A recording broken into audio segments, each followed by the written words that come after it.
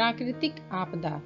इस सत्र में हम जानेंगे बाढ़ क्या है, बाढ़ के कौन कौन से कारण हैं, बाढ़ कितने प्रकार की होती है और बाढ़ आने के पहले क्या क्या तैयारियां करनी जरूरी है। बाढ़ क्या है?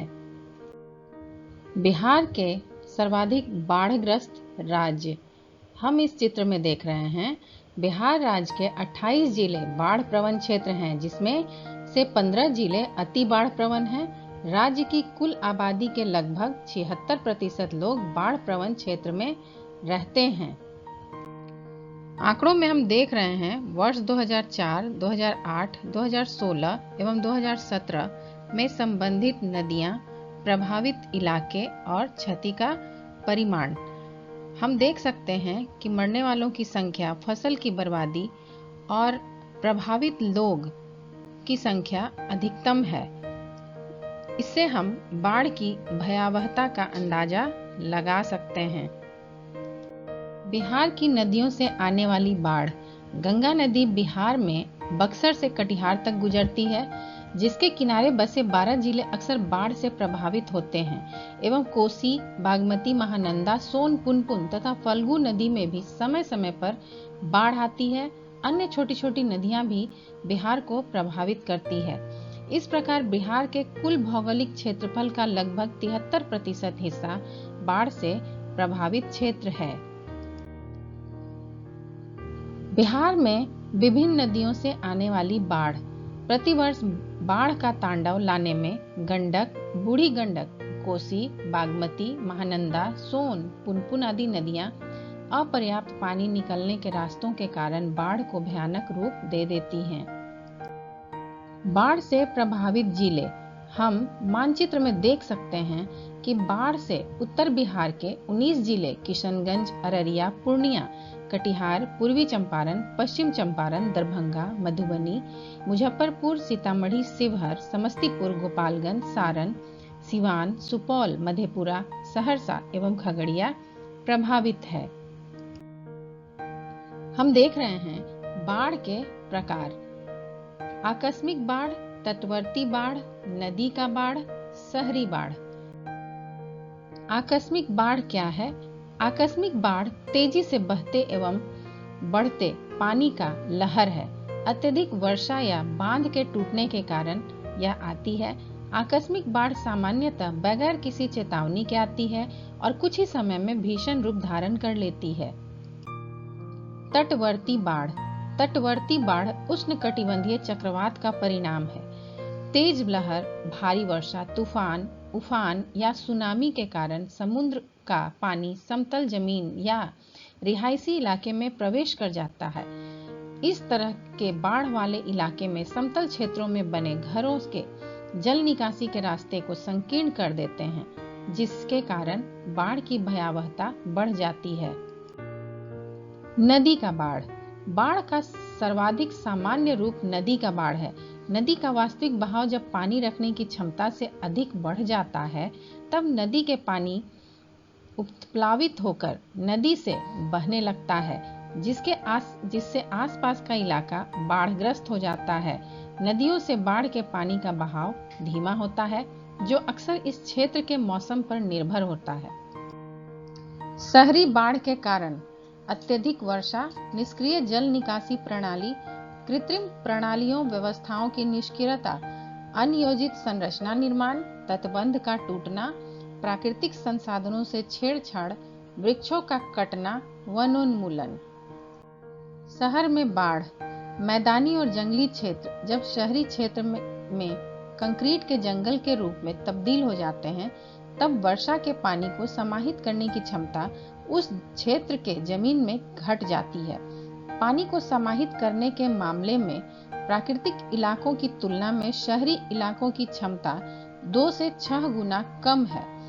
शहरी जीवन में निष्क्रिय जल निकासी प्रणाली, अनियोजित संरचना निर्माण एवं प्राकृतिक संसाधनों से छेड़छाड़ शहरी बाढ़ के मुख्य कारण हो जाते हैं। बाढ़ सुरक्षा से संबंधित पूर्व की तैयारियां। बाढ़ से सुरक्षा के लिए इसके पूर्व क्या क्या तैयारियां करनी चाहिए, यह जानकारी आवश्यक है कि बाढ़ से पूर्व हमें निम्न तैयारियां कर लेनी चाहिए। क्या करें? अगर आपका घर बाढ़ प्रभावित क्षेत्र में हो तो मकान सीमेंट, कंक्रीट आदि से मजबूत बनवाएं। बाढ़ के पानी से मिट्टी के घर सबसे जल्दी बह सकते हैं। गहरे पानी वाले स्थानों को चिन्हित करना। गहरे पानी वाले स्थानों जहां ज्यादा जल जमाव होता है और पानी की तेज धार रहती है, वहां पे खतरे का निशान पहले से लगा देना चाहिए। बच्चों को ऐसे स्थानों से दूर रखना चाहिए।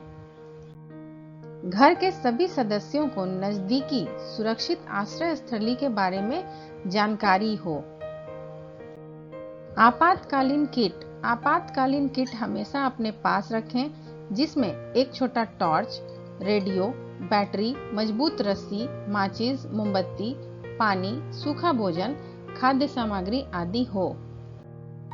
पॉलीथीन बैग या वाटरप्रूफ बैग आदि रखें, जिसमें कपड़े, महंगे सामान, जरूरी दस्तावेज, छाता, चीनी, नमक अपने पास हमेशा रखें। मजबूत रस्सी एवं एक लंबी लाठी सांप वगैरह भगाने के लिए हमेशा साथ रखें। चेतावनी व सुझाव के लिए रेडियो सुनें या टीवी देखें और स्थानीय अधिकारियों की चेतावनियों पर ध्यान रखें। अफवाह पर ध्यान न दें और न ही घबराएं। बाढ़ से पहले कृषि में उपयुक्त होने वाले सामान और पालतू जानवरों को ऊंची सुरक्षित जगह पर ले जाएं। बाढ़ के दौरान खाना ढक कर रखें, हल्का भोजन करें एवं उबला हुआ पानी पिएं। चाय, चावल का पानी, नारियल पानी आदि का दस्त के समय सेवन करें और ORS व अन्य उपचार के लिए अपने नजदीकी स्वास्थ्य केंद्र से संपर्क करें। बाढ़ पीड़ितों को राहत सामग्री बांटने में मदद करें। सबसे पहले गर्म कपड़े, जरूरी दवाएं, कीमती वस्तुएं, निजी कागजात आदि को वाटरप्रूफ बैग में डालकर उन्हें आपातकालीन बॉक्स में अपने साथ रख लें। राफ्ट तैयार करके रखना। अचानक आई बाढ़ की स्थिति में बांस का बना राफ्ट, केले के तने का राफ्ट, जरीकेन का, नारियल का बना, प्लास्टिक की बोतल का बना, रबर ट्यूब का बना राफ्ट सहयोगी हो सकता है। स्वास्थ्य एवं समाज से जुड़े व्यक्तियों का मोबाइल नंबर संकलित कर लिख कर रख लेना चाहिए। आपातकालीन स्थिति में इससे सहयोग मिलता है। गांव की पारिवारिक सूची तैयार करवा लेना। राहत सामग्री वितरण के समय होने वाली अनियमितता को दूर करने के लिए परिवार के अनुसार सूची पूर्व में तैयार कर मुखिया एवं पंचायत सेवकों से सूची को सत्यापित कराकर रखना। अंचलाधिकारी को उपलब्ध करवाना जरूरी है। गांव के पशुओं का टीकाकरण कराना। पशुपालन विभाग के सहयोग से गांव के सभी पशुओं का पूर्व में ही सूची तैयार कर निर्धारित तिथि को टीकाकरण करवाना। कोरोना किट तैयार रखें। सभी आवश्यक तैयारियों के साथ साथ कोरोना किट में प्रति व्यक्ति घर में सूती कपड़े का बना 2 मास्क, साबुन, लिक्विड सोप, सैनिटाइजर कोरोना संक्रमण से बचने के लिए आवश्यक है।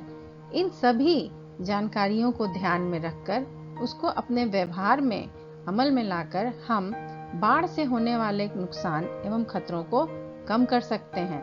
धन्यवाद।